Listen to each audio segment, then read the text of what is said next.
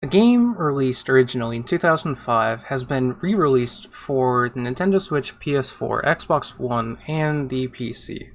And I want to talk about that game today as I played Stubbs the Zombie in Rebel Without a Pulse, and I gotta say, I wasn't the happiest whenever I finished this game. And with that, let's get into it.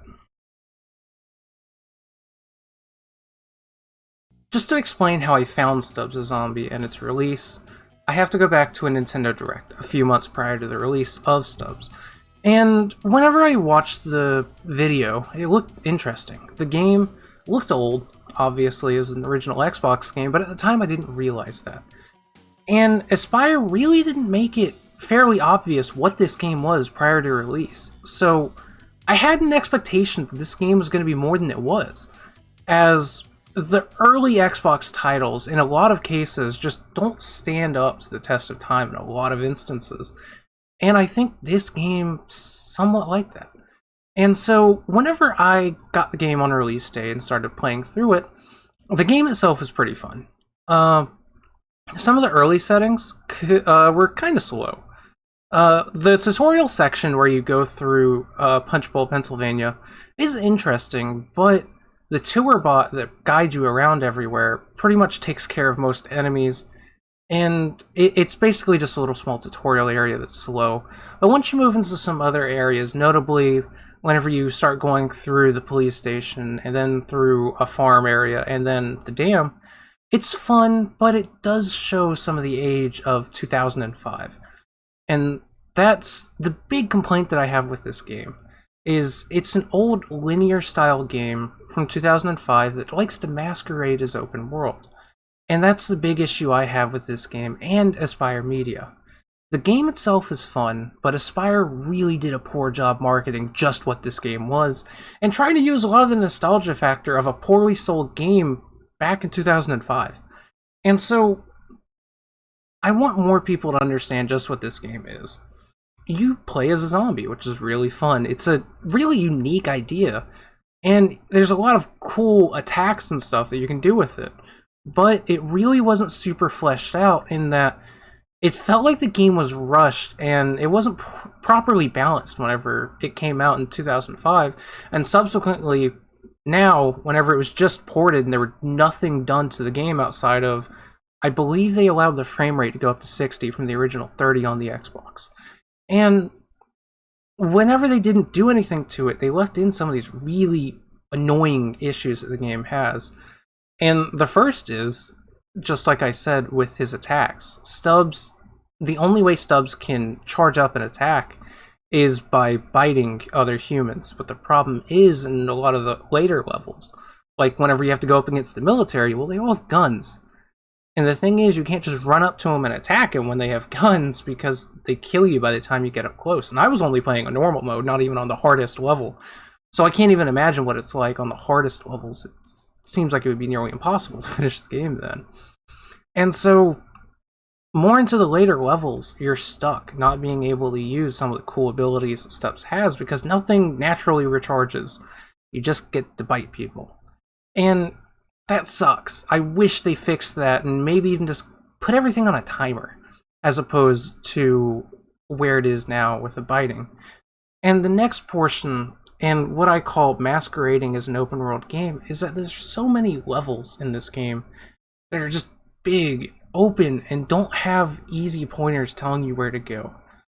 I found myself getting lost the most in the different city portions of the game, especially once you start getting close to the military portions, where you have to deal with the, I guess the military National Guard or whatever is like defending the city at this point.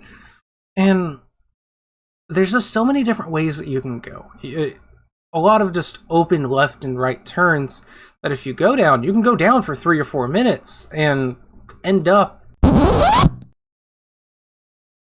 exactly where you were at the start, because you have to turn around because it led to nothing, gave you nothing, and then you have to hope you make the right turn afterwards. So it can waste up to like 10 minutes of your time just in nonsensical areas. And again, it's Aspyr Media did nothing to this game. It was just a simple port of an old game that left a lot to be desired. And that's my big complaint. Aspire Media really didn't make it clear what this game was. And that is an early Xbox game from 2005 that was released 16 years later for $20. And for $20 on any of the major consoles, and especially on PC where there's so many titles to choose from, most big indie games, most interesting indie games, are the same price or cheaper. I think this game should have been $5 to $10 at most. Because as a Nintendo freak as I am, I do like to buy ports. It's one of my favorite things to do is whenever a console comes out is to get Star Fox 64 for it again. Because, oh my god, in every console I can buy it on, I have it. Mario 64 is the same way. I bought the All-Star Collection for Mario. It has 3 re-released games for $60. I'll pay $20 for a good port, but I won't if it's a bad port, which I believe Stubbs is. And it's a really high dollar port for a game with a cult-like following, which is a small, minute portion of the overall Xbox franchise. That I think more people should know that this game really isn't a $20 game in the same fashion that other classic Xbox games are, like Halo. As the Master Chief Collection comes with quite a few games, I want to say like 6 or 7, for $40. So for half of what you're paying for those incredible games, you get one game. And basically what I'm getting at is if you have prior fun and interest in Stubbs from the early Xbox era, you'll like this game. If you're just interested in what the original Xbox era was, you might like this game too. But I would never recommend anyone pay $20 for this game, as I just don't think it's worth it. There's no quality of life improvements, and the only thing that seems to have changed is the higher frame rate on these consoles. And with that, yeah, I wouldn't recommend you get it. It was a fun time, definitely, but it just wasn't worth $20. And with that, I thank you for watching. I'm going to be reviewing a couple other older titles like Burnout Paradise and Need for Speed Hot Pursuit, both of which came out on the Switch recently. As I just want to talk about some of these old re-releases of games that these companies do and if they're worth it. And with that, thank you for watching, consider liking and subscribing, and goodbye.